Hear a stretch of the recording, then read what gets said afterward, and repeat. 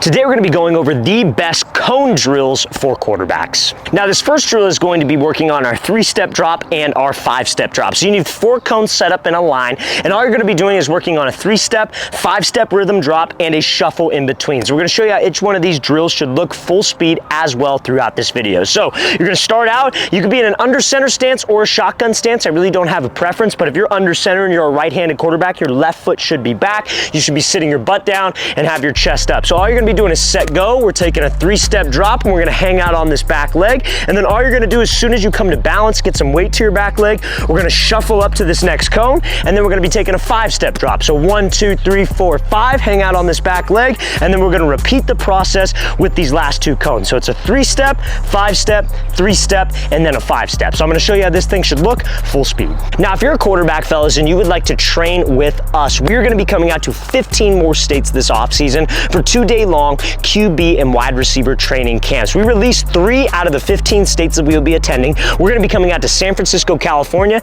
then Orlando, Florida, and then we'll be heading out to Phoenix, Arizona. So for those 3 states and those 3 states only, you can sign up now. So if you check out that very first link in the description below, you can get early access. Every single one of our camps this past year sold out within the first 2 months. So guys, make sure you take advantage of it if you're in San Francisco, Orlando, or Phoenix. Again, very first link in that description below, and we'll be announcing those next 12 cities shortly.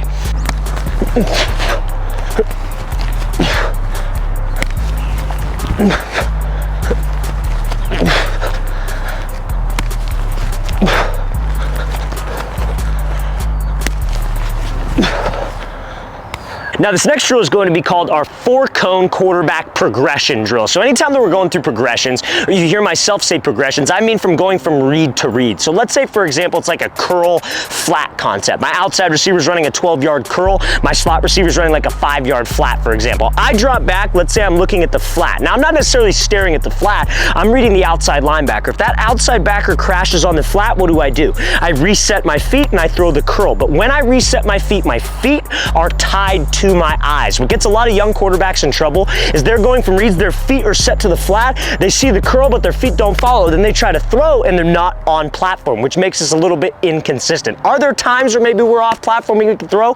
Absolutely, but especially young quarterbacks, you want to pretend there's a string attached from your feet up to your eyes. Your eyes move, your feet follow. Your eyes move, your feet follow, and that's what this drill works on. So you're going to start on one side of these cones. It really doesn't matter which side. You're going to start with your eyes and your feet in one direction. You're going to shuffle, then you're going to flip. Then you're going to shuffle, then you're going to flip, then at the end you're going to shuffle, flip, and then shoot through and throw. So this works on my feet being tied to my eyes, my feet staying active from progression to progression, and me making quicker reads.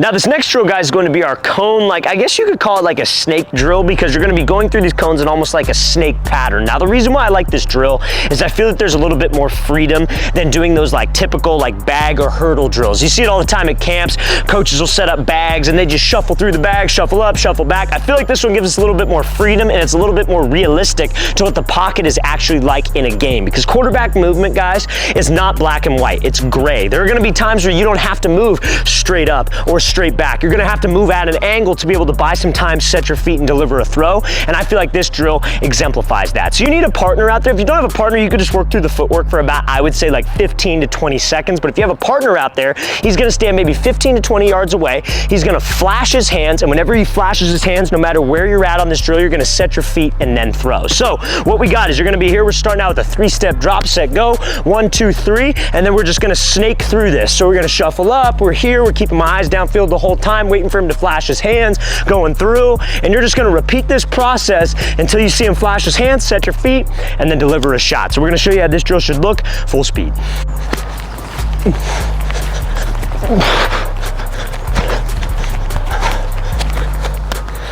Now this next drill is going to work on getting to a perfect base when we throw as quarterbacks, right?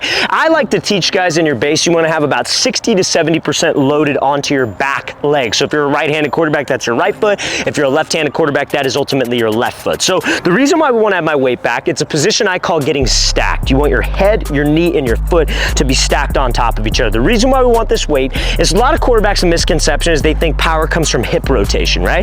It's not just hip rotation. You have to take that weight that's on your back foot foot, you step to the target and you want to take that weight and transfer it. That's why you want to start with about 60 to 70% on your back leg, is that 60 to 70% you could transfer. Now, the biggest problem with quarterbacks in their base is that when they drop back, they naturally have this like shift forward. Their weight's forward. And when your weight's forward, guys, and you take a step to the target, your back leg, your back hip gets left behind, you have no transfer, and you're throwing this thing all arm. So this works on us getting to a perfect base. You're gonna balance on your throwing side foot. All you're going to do is you're gonna hop over this line of cones, and you're going to plant your foot, and you're gonna have a target just slightly, maybe about like 10 to 12 yards in front of you on this side of the cones. But when you land on your right foot, you're gonna balance on one foot. Because when you're on one foot, guys, your back foot can't be too wide. You can't have your foot forward. And all you're gonna do is just slightly set down your front foot. Now you're in a perfect base, and then you're gonna shoot through and throw. So again, you start out like so. You're on your right foot, you're gonna hop over, land, balance, lightly set down, stay stacked, and then shoot through and throw. Gonna show you how this should look full speed. Now, before we show that drill full speed, you guys, there is so much more to the quarterback position than footwork, throwing mechanics. You also need to be able to dissect defenses, read defenses with the mental side of the game. So if you're a quarterback and you wanna learn how you can read coverages, how you can diagnose defenses, check out that second link in the description below. We give you guys access to over 500 different videos, all based on quarterbacks reading defenses. So again, guys, second link in that description below if you want to improve your football IQ.